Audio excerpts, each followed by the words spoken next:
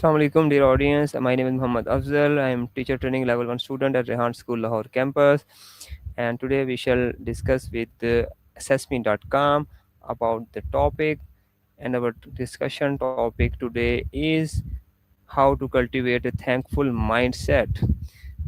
A gratitude is more than simply saying thank you. It is a way of thinking that helps us appreciate the good things in life. Even during difficult times, a thankful mindset can improve happiness, strengthen relationships, reduce stress, and help us live with greater peace and purpose.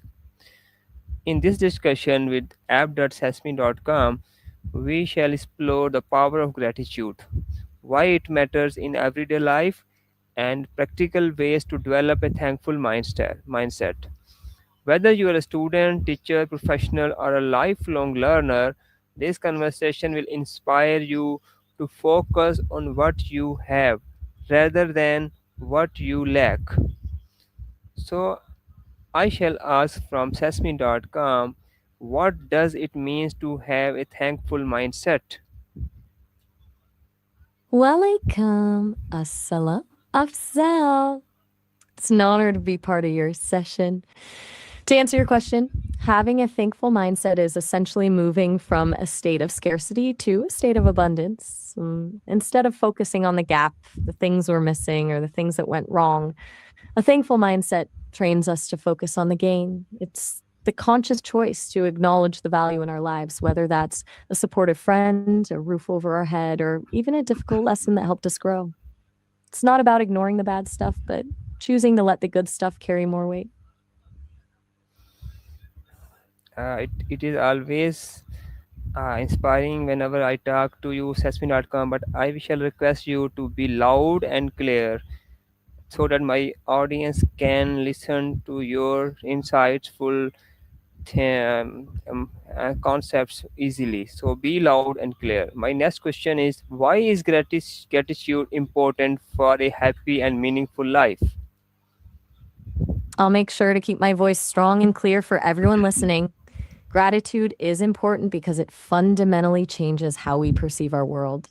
When we focus on what we're grateful for, it releases dopamine and serotonin in the brain, which are the natural feel good chemicals that lower stress and improve our mood. But beyond the chemistry, it gives life meaning by anchoring us in the present.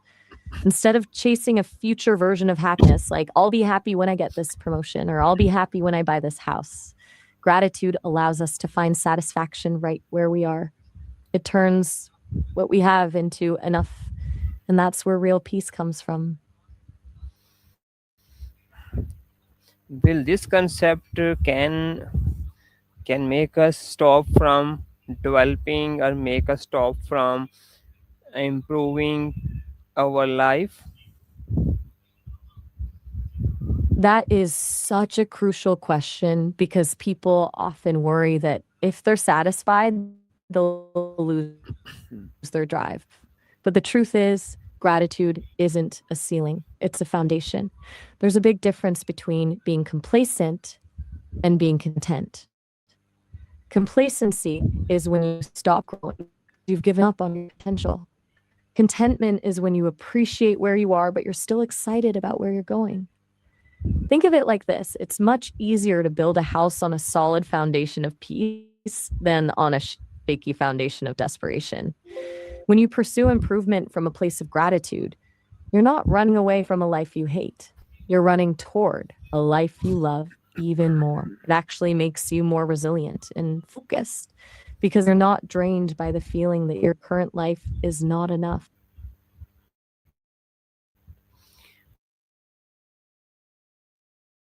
What is the That's a great distinction to make.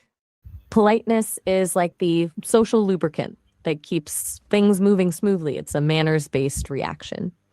When you say thank you because someone held the door open, that's often just a polite habit. But being thankful, gratitude, is an internal emotional state. It's a deep sense of appreciation that you actually feel in your chest. Politeness is about the words you say. Gratitude is about the value you see in the other's kindness or in the situation itself.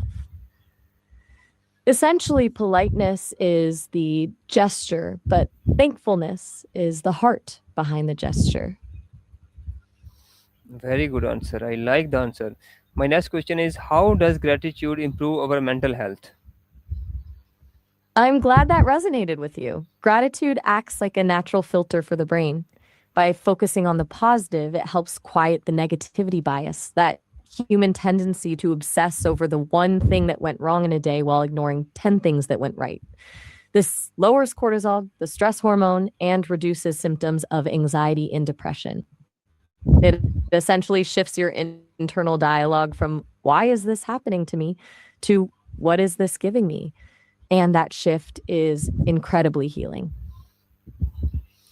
Why do many people struggle to appreciate what they already have?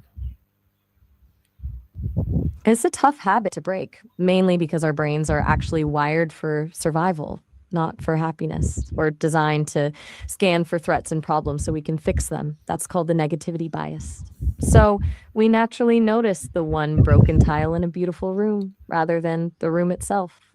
Plus, in today's world, we're constantly bombarded by social media, which creates this comparison trap. We see the highlight reels of other people's lives, and suddenly our own enough doesn't feel like enough anymore. It's like we're always looking at the next mountain to climb instead of enjoying the view from where we are. Yes, good. What how can practicing gratitude improve our relationships? It's a total game changer for relationships. When people feel seen and appreciated, they naturally want to be more supportive and kind. Gratitude acts like a bridge. It moves the focus from what your partner, friend, or colleague is doing wrong to what they're doing right. Instead of taking someone's kindness for granted, acknowledging it makes them feel valued, which builds a deep sense of trust and security, turns a routine interaction into a meaningful connection. What are simple daily habits that help us become more grateful? The best part about gratitude is that it doesn't require a huge life overhaul. It's all about those tiny, consistent shifts. One simple habit is the three good things practice.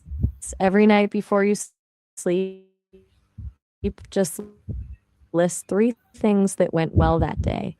They don't have to be big wins, even something as simple as a great cup of tea counts.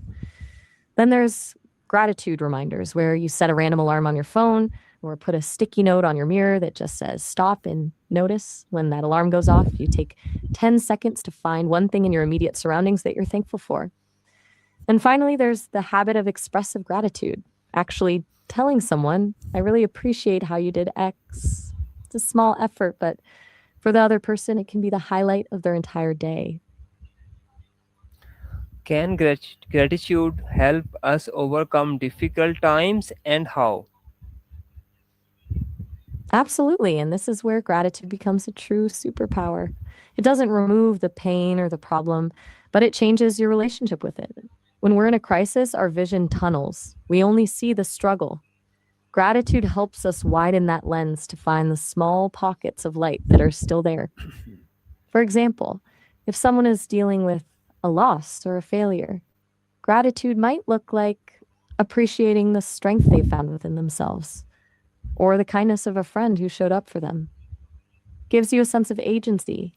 It reminds you that even when everything feels like it's falling apart, there are still things in your life that have value.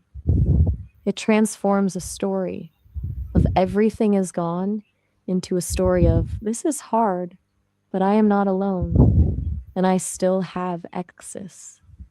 That shift in perspective is often the first step toward healing. How can parents teach children to be thankful? That's a wonderful question. And it's probably the most important place to start because children learn more from what we do than what we say. The most powerful way parents can teach gratitude is by modeling it. literally letting their kids hear them be thankful. Instead of just saying thank you for a meal, a parent might say, I'm so glad we have this delicious food to eat today. Another great approach is to create a gratitude ritual. Maybe it's during dinner or right before bed, where everyone in the family shares one thing that made them smile that day. And When kids see that gratitude is a natural part of the family's daily rhythm, they stop seeing it as a chore and start seeing it as a way of okay, connecting with others. And finally, it's helpful to encourage them to notice the effort behind the things they have instead of just giving a gift. You can talk about the person who made it, the store that sold it, and the journey it took to get to them. It teaches them that their happiness is connected to the kindness and hard work of other people. okay. What is the one piece of advice you would give to anyone who want to live a more grateful and fulfilling life? If I had to boil it all down to one thing, it would be this: don't wait for the perfect moment to be grateful. Most people think gratitude is the reward for a good life, but it's actually the engine that creates one. My advice is to start where you are, with exactly what you have, and look for the beauty in the ordinary. Because when you realize that the small, everyday things are actually the big things, your entire world changes. It's a practice, not a destination. So just be gentle with yourself and keep noticing the good. That's where the fulfillment really lives. Okay, thank you, Sesame.com, for your time. And it was a good, thoughtful session, though there were a lot of discussion that is pending, but still, it was a good session. I thanks to the Sesame and I thanks to the audience for listening this session. Thank you very much. It was my absolute pleasure, Afsal. I really enjoyed diving into this with you. You've got a great way of guiding these conversations for your students. We'll definitely have to pick up those pen points another time. Until then, take care.